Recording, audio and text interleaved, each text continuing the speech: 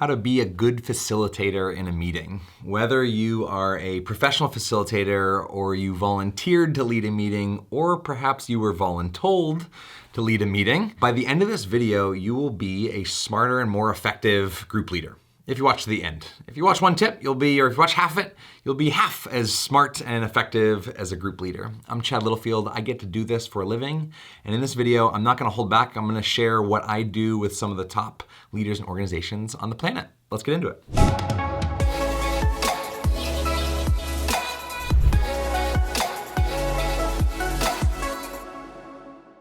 Throughout this video, we're gonna unpack a phrase that completely transformed the way that I work with groups. I'm also gonna share one of my favorite secrets or tools that takes less than 60 seconds, but completely transforms 60 minutes of a meeting. I'm going to crack open the back of my brain and share a framework that I use to increase my clarity as a facilitator, which is one of the most important skills that you can master as a facilitator, is being really, really clear. I'm gonna give you a framework to help increase your clarity quite a bit. And then we gotta go to the dark side for a minute. So I am gonna share a common trap that people often fall into as a facilitator that greatly reduces their efficacy as a leader and a facilitator or presenter in any given moment. And finally, my job is to make facilitators and leaders and educators look really good. In fact, I just got a little LinkedIn message from somebody that says, I love your stuff, Chad, all your tools and things that you share and your videos on your channel, because you make us look good. And I was like, that's one of the tallest compliments. And so not only I'm gonna unpack some tools that will make you look good,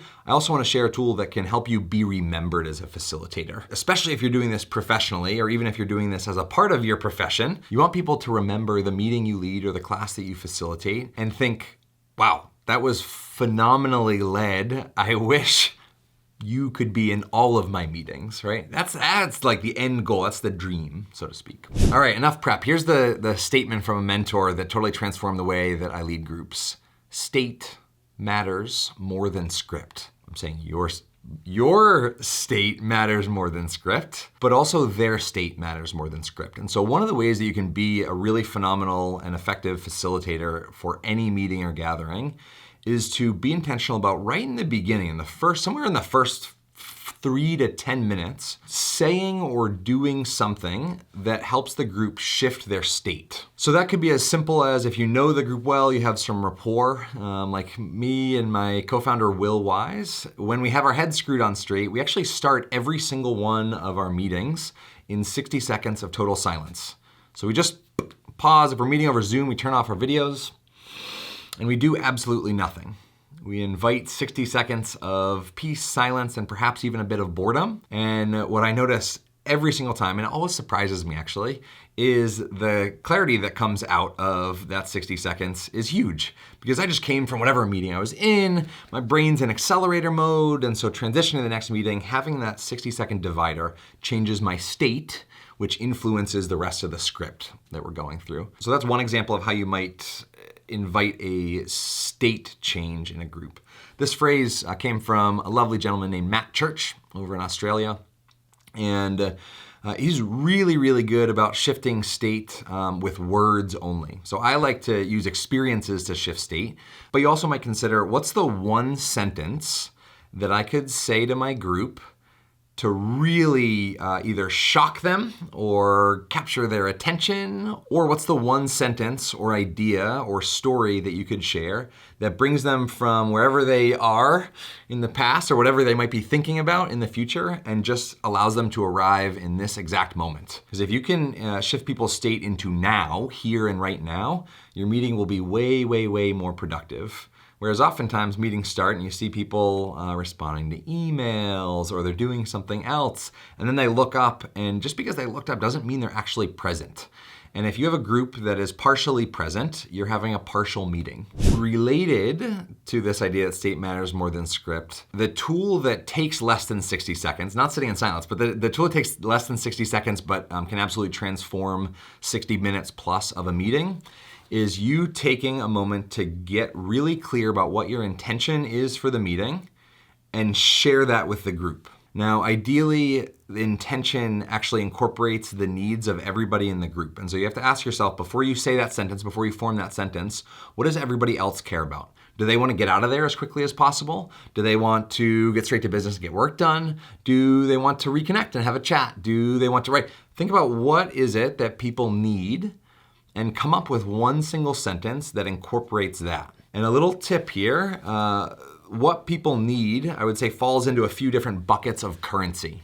So think about, on one hand, time, right? We live in a culture where there's too much to do and too little time. And so if your intention promises to save people time or to use time really effectively or something related to a time benefit, that could be really useful for a really busy group. Another currency might be money. And so if you're meeting in a business context and you've got a bunch of senior leaders, your intention statement, that thing that takes less than 60 seconds to say, but informs the entire rest of your meeting, might have a dollar figure attached to it or a percentage of money. So here's an example of what I might say. My intention during this meeting is to actually have a conversation and make some decisions that I think can actually save our entire team 25% of wasted dollars that we spend every single year. Third currency you might consider and weave into your intention is status. People like, so status, think about reputation, ego, right? This is like where you stroke people's ego a little bit maybe. To be really transparent with you, I probably used this one a little bit at the very beginning of this video when I said if you watch until the end, you will be a smarter and more effective group leader. If you watch half of the video, you'll be half as smart and effective of a group leader. So that's a status thing, kind of related to mastery in your craft. You clicked on this video, you're watching this, you're giving up a little piece of your time to become a better human being by watching this video. Fourth currency is mood.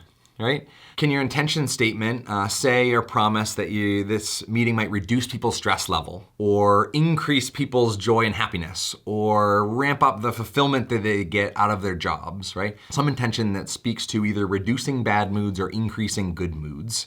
That can be really useful. And just a quick pause before I share the fifth currency that you might consider as you're sharing your intention. Little leadership tip. If you have intentions that affect other people, but you don't share them with them, that's actually manipulation, right? Trying to get people to do something without telling them what it is you're trying to get them to do is manipulating. And I don't know about you, I do not love to be manipulated. And so this one tool that literally can be as simple as one clear sentence that incorporates the needs of the whole has the ability to completely root out manipulation, because when you say something like, my intention during this meeting is to actually cut your stress in half and add a little element of fun to your work over the next month, right? So when I say a sentence like that to a group at the beginning of a meeting, and you're gonna have to come up with your own, that might not fit your meeting, but when I say a sentence like that to a group, they have the choice right in that moment to say, yeah, I want half the stress and a little bit more joy and fulfillment in my work. Or they have the chance to say,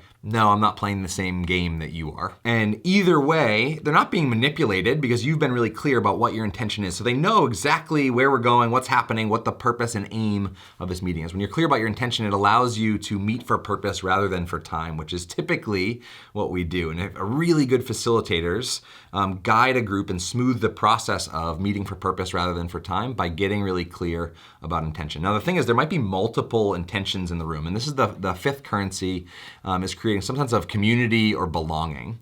So one tool that admittedly would take longer than 60 seconds related to intention is you might invite a group to take 60 seconds to get clear about their intention for the meeting, actually write it down on a sticky note, toss it into the middle of the room or put it in the chat, and then to have people look through other people's intentions and just come off mute or shout out and read somebody else's intention that they really resonate with, that they're like, yes, I am on board with this. And that way you've actually verbalized the group's intention and implicitly accomplished this fifth currency, which is create a little bit of community and sense of connection right in the beginning by getting clear about everyone's intentions, not just yours as the facilitator. Next, I'm super psyched to share the framework that I use to increase my clarity. It's really, really simple. It helps keep people out of the fog. The worst thing that can happen when you're facilitating a meeting is people don't know what's happening, why they're meeting, why they're doing whatever it is you're inviting them to do, why they're in the conversation that you've just split them out into, etc. Right? You want to keep people out of the fog and knowing and connected to this purpose all throughout. And so this framework comes from a little teeny book called The Pocket Guide to Facilitating Human Connections.